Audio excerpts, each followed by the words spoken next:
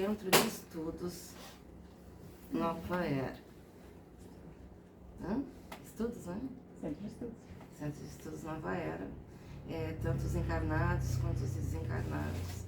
Então, nesse instante, vamos serenando os nossos pensamentos, buscando sintonizar com os espíritos amigos, com os nossos guias, nossos mentores, o mentor desse centro espírita, que possamos, Senhor Jesus, unir nossos pensamentos em vibrações de amor, paz, união,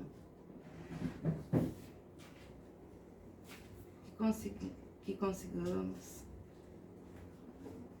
seguir os seus exemplos, aprendendo a amar sem ver a quem, perdoar aqueles que são colocados no nosso caminho, nos nossos lares, para nos servirem de prova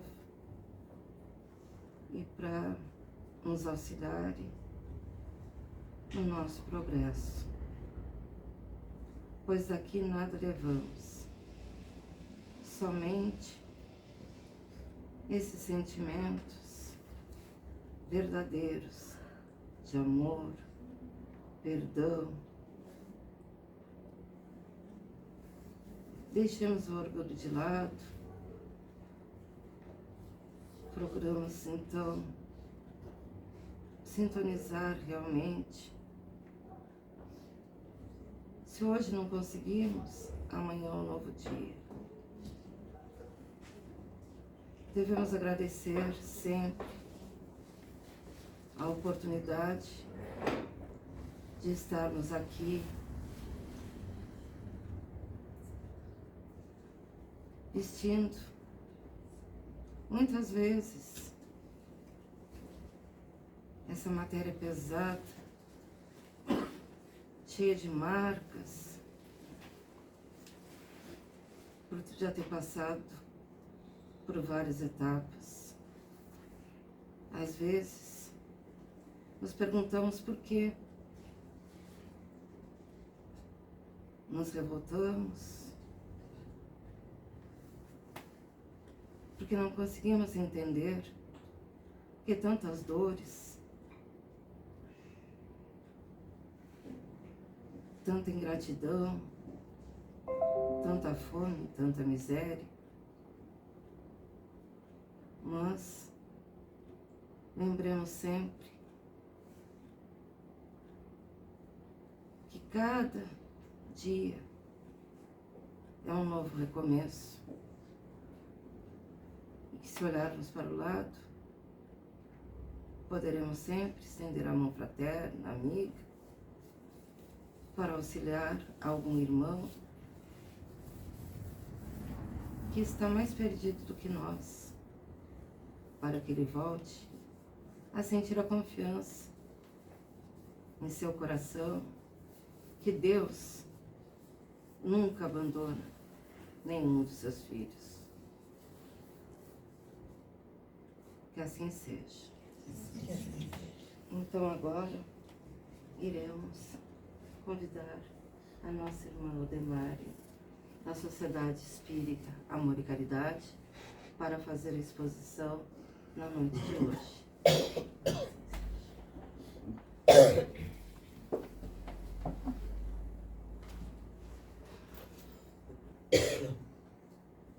Boa noite a todos.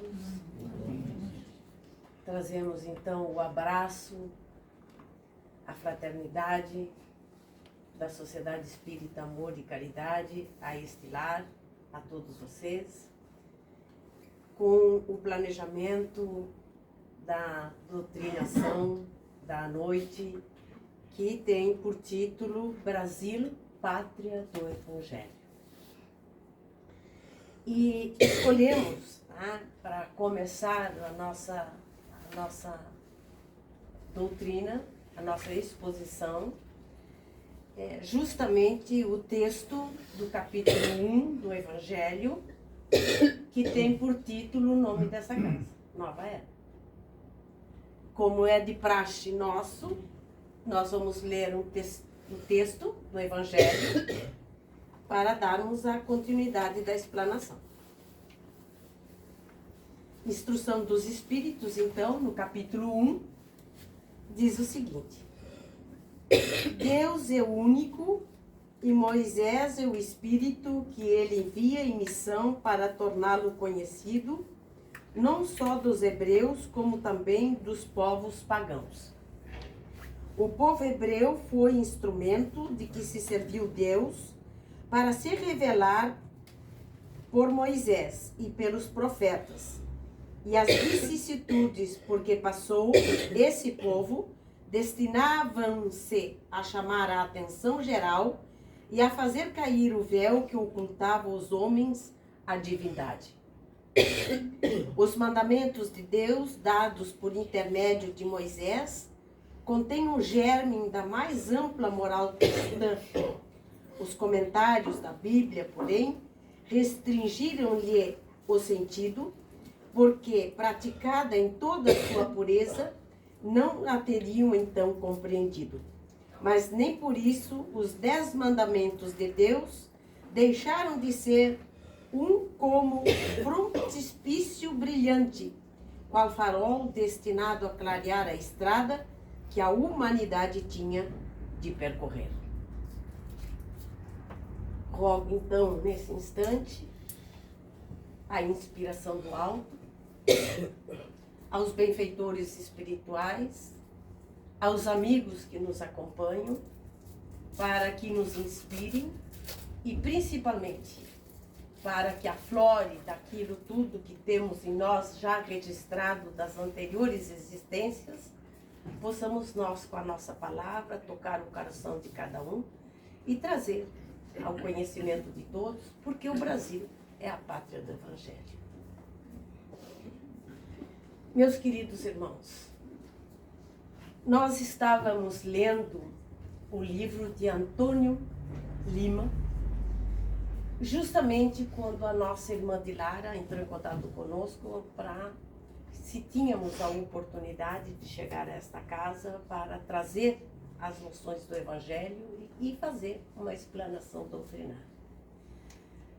O espírita não deve jamais dizer não, e ele deve estar presente em todas as ocasiões onde possa levar a luz do Evangelho a todos os corações. Então aceitamos e aqui estamos. Primeiramente, nós temos que lembrar os senhores que tem um livro que foi ditado a Chico Xavier, que se chama Brasil, Coração do Mundo, Pátria do Evangelho. Esse livro é importante que todos nós façamos a leitura, né? Não vamos aqui comentar todo o livro, nós vamos comentar algumas partes do livro, incluindo algumas outras coisas de outras obras basilares da doutrina espírita, para que todos alcancem o conhecimento. Jesus, vendo como a humanidade estava se portando na Europa, ele chamou Ismael e disse que convocasse uma assembleia para que ele viesse conversar com todos para escolher um novo lugar onde iria transplantar a árvore do cristianismo. Porque a Europa, a maioria dos homens, aviltaram o Evangelho pelo egoísmo, pelas conquistas, pelos desabores, por tudo o que enche o coração daquele que tem a terra mais como salvação do que o céu, daqueles que acreditam que a terra seja o lugar onde tu vas exaltar tudo o que tu tem, tudo o que tu possui, e não é assim. Aqui nós temos que levar o conhecimento do amor exercitarmos o amor, praticarmos o amor, para quando chegar o momento do decesso do corpo físico, nós cheguemos à espiritualidade livres. Tá? E possamos lá gozar da nossa liberdade como espírito que somos. Tá? Nós somos espíritos e estamos hoje vivenciando na matéria. Nós precisamos então compreender que o amor se vivencia e se exemplifica. O amor não pode ser apenas uma letra morta, né? Ou uma frase ou uma palavra. Nós temos que entender então por que a Europa faliu. As conquistas, o que nós temos hoje, né? Nós queremos conquistar o nosso carro, nós queremos conquistar uma namorada, nós queremos conquistar o nosso esposo, nós queremos conquistar, vamos dizer assim, um lugar ao sol, nós queremos conquistar a nossa intelectualidade, tudo no campo da matéria. E aí, o que acontece conosco? Nós vamos usar de alguns artifícios para conseguir essas conquistas. E nem sempre, o que a gente faz está de acordo com o que diz o Evangelho. Eu estou aqui me colocando com uma pessoa que erra, sou falível como todos vocês. Hoje estou com uma idade que eu posso dizer madura. E eu, espiritualmente, pretendo estar na madureza também. E para isso eu preciso executar, eu preciso me tornar a pessoa, o agente da obra de Deus na Terra. Eu não posso agir de um jeito e o Evangelho de outro jeito. Eu tenho que estar em consonância com este livro, o Evangelho.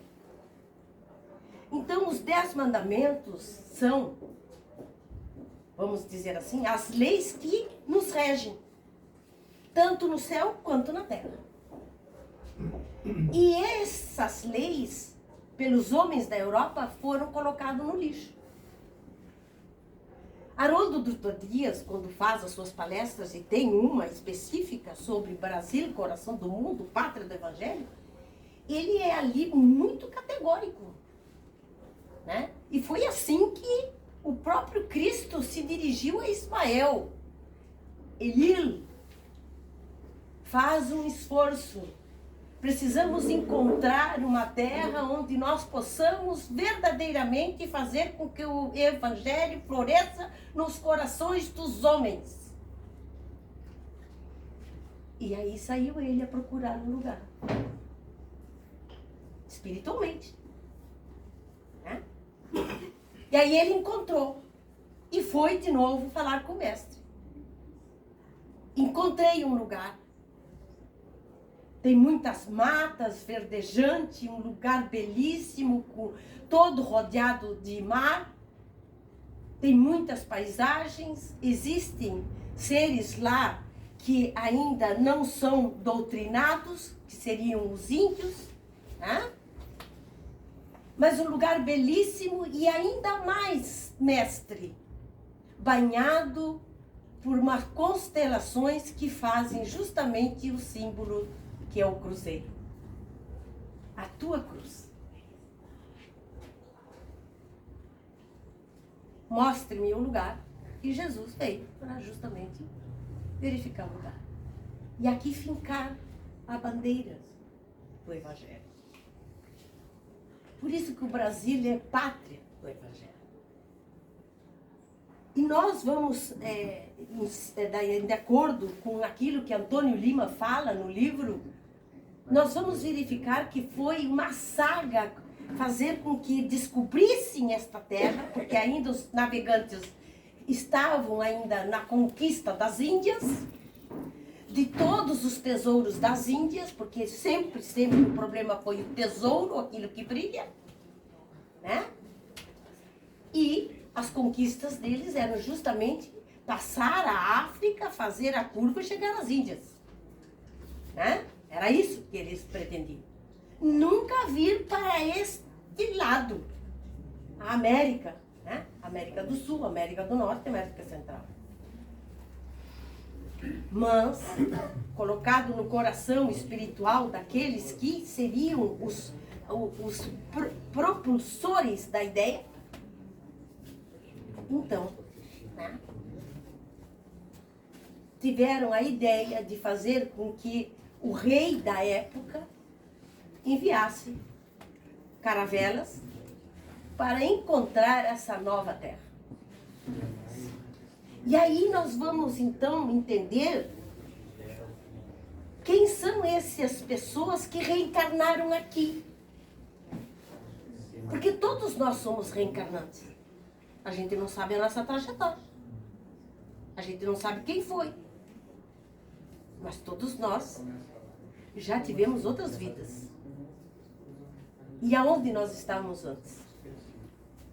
De acordo com o que a gente sabe, de acordo com o que a gente sente, de acordo com aquilo que nos vem na alma, a gente já faz uma ideia de onde a gente esteve. Né? Tem um livro, Os Últimos 6 Dias com Jesus. É importantíssimo esse livro. Eu sempre digo que é importante a gente ler. No final, a gente vai ter uma surpresa imensa no livro. Tá? Mas esse livro é fantástico.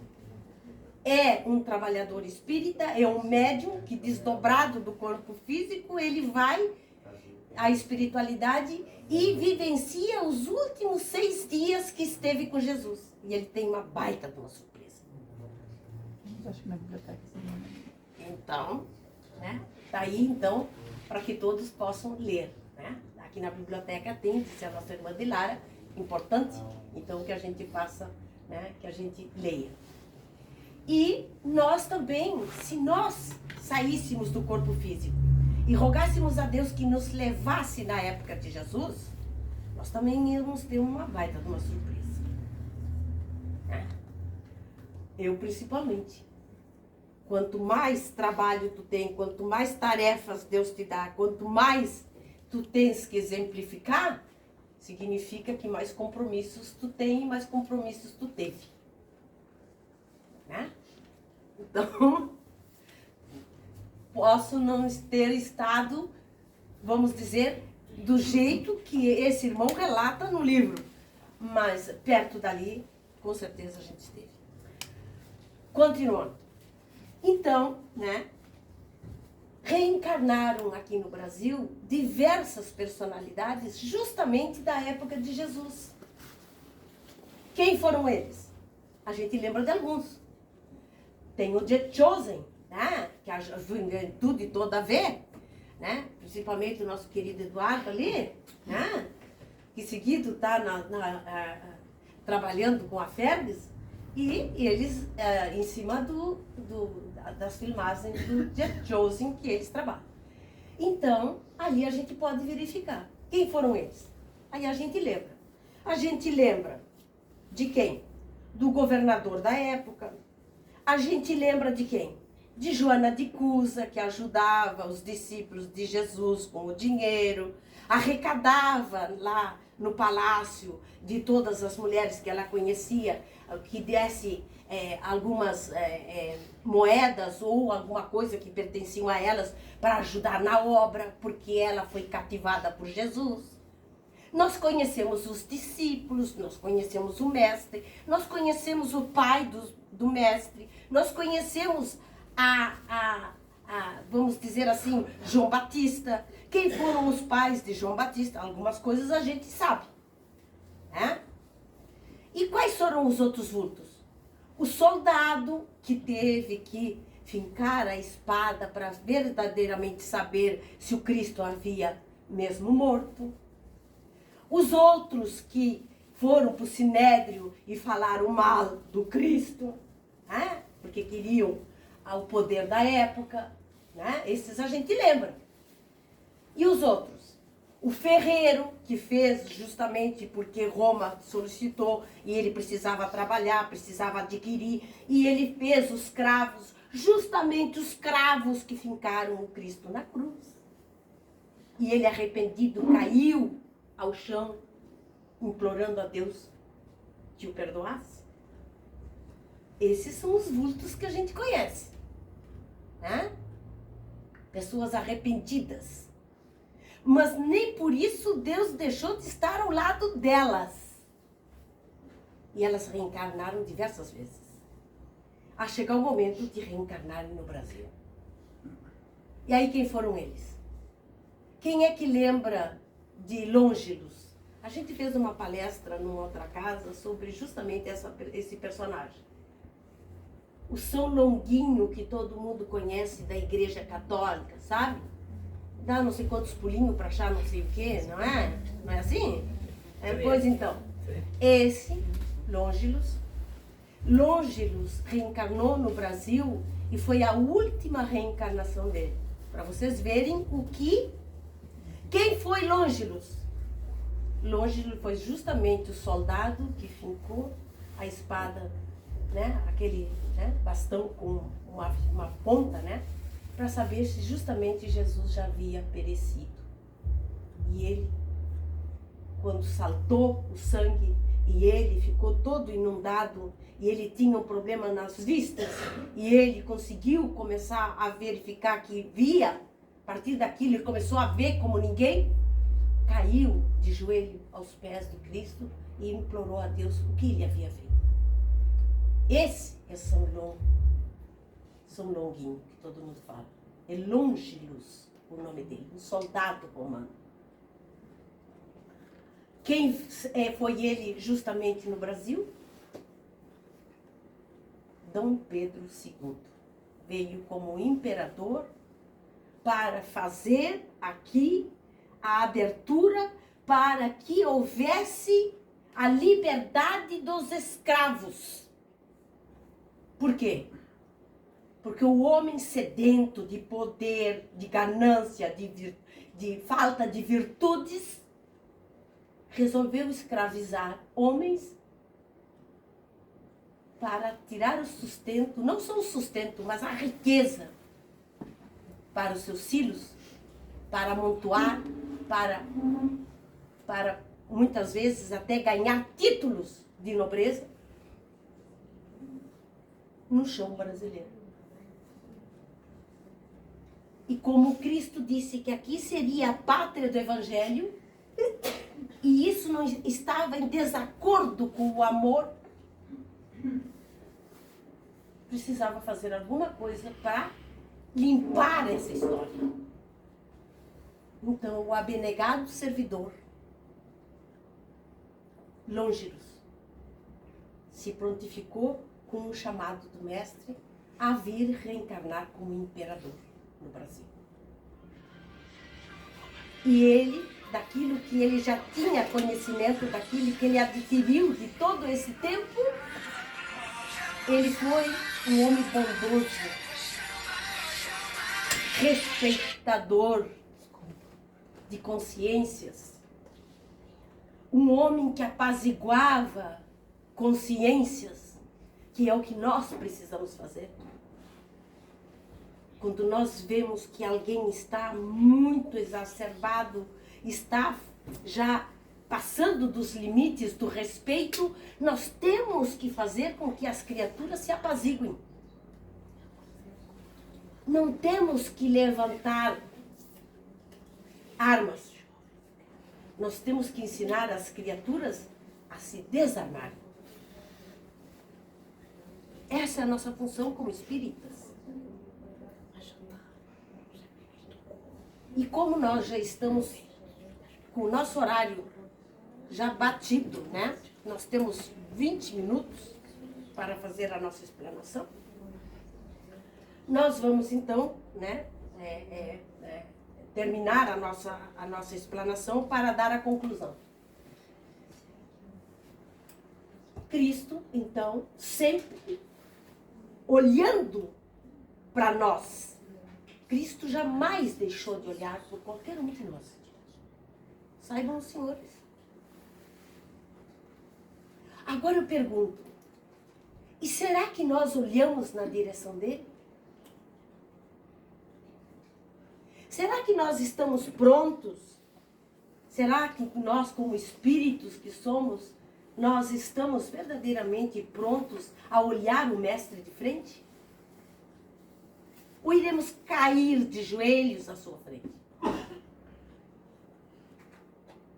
Quando nós queremos a cura do corpo físico, primeiramente nós temos que entender que nós somos filhos de Deus. Existem muitos recursos que Deus nos dá para que tenhamos a saúde do corpo físico. A primeira, a responsabilidade. A segunda, compreensão de si mesmo. A terceira, amor incondicionável a Deus. Isso nós precisamos ter. Para que o nosso corpo se cure. Porque as influências do nosso corpo são mediante as trajetórias que a gente já teve. E elas ficam marcadas no nosso perispírito. É isso que a gente aprende na doutrina espírita. E se eclode essa doença? Por que eclode? Eclode porque eu deixei de fazer aquela proposta que eu prometi para Deus. Então, se eu fali na proposta, eu tenho que me reavaliar e voltar de novo a fazer a proposta que eu havia esquecido. Quando chegou a doutrina espírita nos idos de 1800, no século XIX, a proposta era o Consolador prometido, que Jesus disse que haviam esquecido ou haviam deturpado. Então, a mensagem do Cristo havia sido esquecida ou havia sido adulterada. Então, precisou de novo voltar o Cristo como Consolador prometido, onde uma pleiade de espíritos convocadas por ele vieram ditar as obras a Kardec, para que chegasse a nós hoje. E nós hoje estivéssemos nessa plateia. E aqui nós vamos entender quem somos nós como espírito, para compreender a nossa veste, por que nós a temos. E curá-la com os nossos propósitos do bem, da esperança, do amor, da solicitude, da generosidade, da compaixão e do amor a todos, indistintamente, como verdadeiramente irmãos que somos. E termos aquilo que Jesus disse no Sermão da Montanha como a primeira coisa que ele falou. Bem-aventurados os pobres de espírito. Significa, então, que precisa sermos humildes. Mas humildade não é subserviência, sabe? Aquele sim senhor, não senhor, não é essa humildade. A humildade é aquela de conhecer a si mesmo, não se desvalorizar, saber o valor que se tem e compreender que o outro tem as mesmas possibilidades que nós. Isso é humildade. Que nós possamos olhar um no olho do outro e sabermos que nós temos trajetórias diferentes, mas nós vamos chegar todos no mesmo lugar. Todos nós vamos chegar no mesmo lugar. Nós vamos ir em direção a Deus. Então, a proposta, Jesus, então, fincou aqui a bandeira da caridade no Brasil. E aqui o povo, né, diz, né, o Espírito, que o Brasil traria toda a hegemonia universal para cá. Que a superioridade moral toda deveria de estar aqui, plantada. E nós temos esse propósito. De sermos nós, moralmente falando, pessoas morais, que desenvolvemos em nós as boas virtudes, praticamos o bem e vamos levar o resto do mundo tudo aquilo de melhor que nós temos. Agora os senhores podem me dizer assim, mas nem todas as mentes são iguais. Verdade. Nem todos professam essa verdade. Também. Alguns são bons, mas outros são maus. Aí eu estou julgando. Né? Como eu posso saber? As pessoas agem em cima daquilo que planejam, daquilo que elas querem conquistar, como eu disse no início. Se as minhas conquistas são todas materiais, vale tudo. Mas se as minhas conquistas são a paz interior e a minha paz de consciência, não pode ser vale tudo. Aí eu tenho que ponderar. Eu tenho limites. Eu tenho reservas. Eu não posso passar do limite. E o limite sempre vai ser a caridade e o amor. Eu não posso fazer para o outro aquilo que eu não gosto para mim. Mais à frente, então, né, Santo Agostinho, o pai da igreja, ele diz que nós devemos de ser São Bernardo modernos. E aí nós temos que entender quem foi São Bernardo, para que nós tenhamos essa força, essa garra para sermos os São Bernardos modernos, como diz o Evangelho. E ele foi todo doçura. Ele foi uma alma que amou acima de qualquer coisa os seres humanos. Ele não aviltou ninguém. Ele não prejudicou ninguém. Uma alma límpida, robusta, forte. Nada o deteve. Nada o deteve coisas materiais. Não o detiveram daquilo que ele precisava fazer, que era chegar a Deus com a missão que Deus tinha lhe dado. Ele não se perdeu no caminho. E nós precisamos também compreender isso para não nos perder no caminho. Nós temos que chegar nas nossas mãos, vamos dizer assim, cheias de bem-aventuranças, quando chegarmos à espiritualidade. Então, São Bernardo, ele tinha uma profunda contemplação, mas tinha uma intensa ação. E é o que a gente precisa fazer. Nós precisamos contemplar a Deus, nós precisamos entender Deus, nós precisamos nos ajustar com Jesus, mas principalmente nós temos que agir no bem. Para chegarmos a sermos parte integrante da pátria do Evangelho. Porque é essa a bandeira que está regendo todos nós. E é preciso que a gente compreenda isso. E aí é onde a gente vai compreender isso?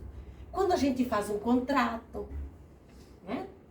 A gente é empresário, né? Empreendedor, a gente vai fazer um contrato. Que a gente não usa de alguns subterfúgios para enganar aquele, né, que vai assinar o contrato. Que nós, quando nos pedem, por exemplo, a sermos pessoas testemunhas, que nós não venhamos como testemunha a mentir ou falar algo que a gente não viu. Então se abstém de ser testemunha de alguma coisa. Porque se tu não vai dizer a verdade, te abstém. E assim é a nossa atitude, inclusive no trânsito, né? Que o nosso trânsito de Santa Vitória parece o trânsito da Índia. Sabem? Os tucutuco, que a gente sabe, né? Teve uma novela que tinha bastante, né? E vai para qualquer lugar e não sei como ninguém se fecha naquele lugar, né? Acontece assim. E Santa Vitória está virando uma Índia. As pessoas viram à esquerda, as pessoas viram à direita, as pessoas não dão pisca. Como é que o outro que dirige, o outro que também tem um veículo, que é também, vamos dizer assim, uma arma, como é que tu vai saber o que a pessoa vai fazer se tu não sinalizas para ela o que tu pretende fazer? Não tem como se entender. É a mesma coisa que nós vamos sair por este corredor e eu não peço licença ou eu não peço desculpa para poder me dirigir à porta. Aí sai todo mundo ao mesmo tempo e termina que há um congestionamento na porta. Se a gente pode se levantar um de cada vez e chegar à porta. Então, são coisas que nós precisamos fazer, já que nós estamos justamente no Brasil, pátria do Evangelho. E o nosso nobre amigo, né, Antônio Lima, ele diz que quando nós deixarmos as nossas riquezas sair, né? Se esvair das nossas mãos em prol de entidades benemerentes, aí está o nosso verdadeiro tesouro. E aí, Antônio Lima explica que no Brasil é que há tantas entidades que auxiliam o próximo. E tantas pessoas que deixaram toda a sua fortuna para que esse bem estivesse hoje nos favorecendo. De Santa Vitória a gente sabe de alguns, não é mesmo? Eu sempre falo aqui. Bernardina Silveira Arnone, né? Deixou tantos bens, né? Alguns até mal administrados, mas graças a Deus foi recuperada a situação. E hoje é uma das instituições mais ricas da América do Sul. Quando é que nós vamos colocar as nossas riquezas justamente em benefício do outro, que é isso que o Cristo quer de nós? Que a gente só quer amontoar para nós, ou para os nossos, ou por aqueles nossos descendentes, e mais nada. Brasil, pátria do Evangelho, diz que eu tenho que cuidar do meu irmão. E não um. Quanto mais eu puder cuidar, melhor. Porque nós temos que colocar o nosso tesouro onde a traça não rói. E isso vai ficar para sempre e não vai ser ruído. Carro, a ferrugem vem e leva. Um acidente e destrói, sabe, né? A casa, rui. Se a gente não cuida, rui. O nosso sofá, se tu deixas o cachorro em cima dele, ele não vai ser o sofá novinho que nós tínhamos antes. Eu digo isso porque eu tenho cachorro em casa. O meu sofá já não é a mesma coisa. Né? É verdade. A gente tem que rir também um pouquinho, né? Não é só a seriedade. E nós temos que cuidar dos animais. Quem é que cuida mais dos nossos animais? São os seres pequenos, como diz o próprio Chico Xavier. Nós temos que aprender a cuidar deles. Os índios, como eu disse no início, foram os povos que aqui estavam. E quem recebeu as caravelas quando foi descoberto esse lugar? Os índios. Os índios eram pessoas amorosas, vieram ao encontro de todos, levaram eles para dentro dos seus lares, cuidaram das pessoas. Os únicos índios que tinham cobiça e se agregaram aos franceses e aos espanhóis foram os aimorés. Os tupis, os guaranis, os tupinambás, todos eles tinham bom coração. E isso relatou Ismael por Cristo, quando Cristo fincou aqui a sua bandeira. E depois vieram os jesuítas aqui para levar a eles as noções do Evangelho. Àqueles corações que já tinham amor, mas precisaram compreender Deus. Que eles tinham as suas divindades. Né? E nós precisamos também respeitar cada ideologia de cada irmão. Nós temos que aprender que estamos neste país com essa bandeira bandeira branca, flamejante. E nós todos precisamos nos respeitar, com as convicções que cada um tenha. É isso que o Evangelho nos ensina. Então, para nós arrematarmos o nosso trabalho, né, em cima do que diz o livro de Antônio Lima, mas principalmente aquilo que Santo Agostinho nos fala no Evangelho sobre a nova era, que é preciso que os homens, os valorosos homens hoje reencarnados, se deem conta que já viveram outras existências e que cada um hoje vai eclodir aquilo que é necessário para a existência que ele está. Se nós estamos aqui com problemas graves no nosso corpo físico, vamos buscar o nosso entendimento espiritual para curar esse corpo físico. Nós precisamos nos compreender para entender, fazer com que este corpo receba o magnetismo necessário, porque nos idos de 1840, aqui no Brasil, começaram as primeiras noções de magnetismo e de homeopatia. Por quem? Nada mais do que o reencarnante Zaqueu. Quem é que sabe quem é o reencarnante Zaqueu? Bezerra de Menezes. O nosso iluminado e bravo médico e humílimo médico Bezerra de Menezes.